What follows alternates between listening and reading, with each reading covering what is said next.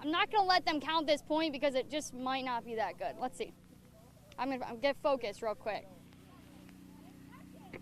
Oh, at least I made it on the board, so that's a good step up. When Dawson arrived on campus, he brought head coach Mitch Stewart two things: a hat from his hometown and what Australians call a stubby holder. But the difference, Jeff, was the running game for Murray. Both Chase Maris and Mark Thompson combined for 6 rushing touchdowns. While almost no one was watching, Nick Newcomb hit the ball out of this bunker to eagle on 18, putting him 6 under par. The Racers' success last year brought home an OVC championship banner, and while we have months before the 2018-19 season, head coach Matt McMahon is grooming his players now to take over leadership roles. 5 years ago, Newton was playing center field here at Marshall County, and now, just 5 years later, she's giving the talks in the dugout as their head coach.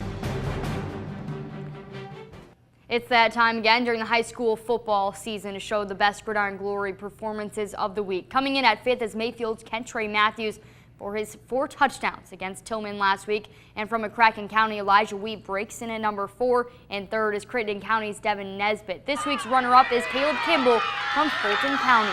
He ran 209 yards, racking up 5 touchdowns as the Pilots beat Fulton City. And this week's Gridiron Glory performance of the week goes to Paducah Tillman's Jaden Freeman. While the Blue Tornado came up short against Mayfield, Freeman shined with 2 touchdowns and 159 total yards. Marshall County opening up the season tonight against Fort Campbell. The Marshals looking for their first season opening win since 2012. The Marshals with a ribbon on their helmet honoring the victims of the school shooting earlier this year. First quarter, and it's 1st and 10 from the 43-yard line. Tyler Stokes pitches it to Tyler Stevenson, 43 yards later. See you later. 7-0 Marshals leading. Now later in the first, let's go right back to Stokes and Stevenson. I'm sure you'll see them all season long. This one, 57 yards for the touchdown, 14-0 Marshall County. This time tomorrow, the McCracken County baseball team will be pulling into Lexington. And while the Mustangs are playing in the state tournament semifinals against Highland, they'll also be up against a tough pitcher. Bluebirds pitcher Drew Rahm was selected in the Major League Baseball draft in the 4th round to the Baltimore Orioles.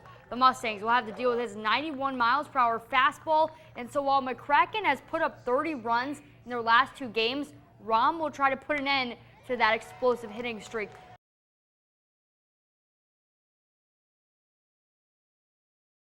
So it was like the equivalent of jumping from 26-story building onto ground. Nick Farrell used to fly through the air on 2 skis at a world-class level until January of 2015. I was at the Four Hills tournament, which is like the Super Bowl of ski jumping. I had a great jump, perfect jump, but there was some adverse snow conditions, and when I landed, my skis stuck just a little bit. My weight just flew forward, and I pile drived my spine and drove it straight into the ground, and I ended up breaking my lower back. Farrell lost the use of his legs. After Nick's injury, he decided to trade 2 skis in for just 1. And now, instead of snow, he's in the nice warm water. 6 months after my injury, I water skied for the first time. Getting behind the boat, feeling the speed, and just carving through the water was super nice.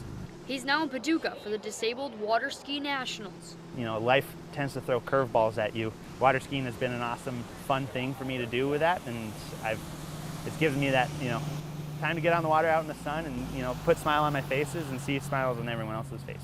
So once Farrell hit the water today, it was all smiles. In Paducah, Megan Salle, WPSD, Local 6 Sports. I just love fighting, I always have.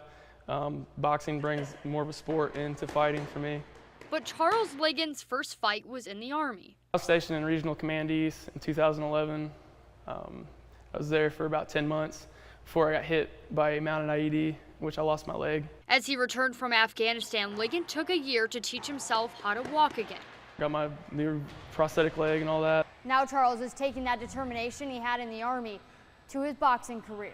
I found that again with my buddies and going and sparring with them. He just got so determined and was just set. He found what he wanted to do and he was going to do it. Boxing is simple to him, 1 leg or 2. It's an even playing field. All's fair, there's no excuses. I think I'm ready to start training to get on a higher platform than just a hobby. Ligon is ready for the next step, a semi-pro match. When I think about a goal that I want to do, first thing I think about is winning a boxing match.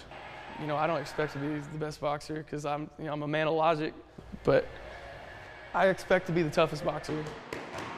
Boxing is just a minuscule part of why I'm, happy to be alive, happy to be here. Now he's ready to fight any opponent that comes his way. In Paducah, Salle, WPSD, Local 6 Sports.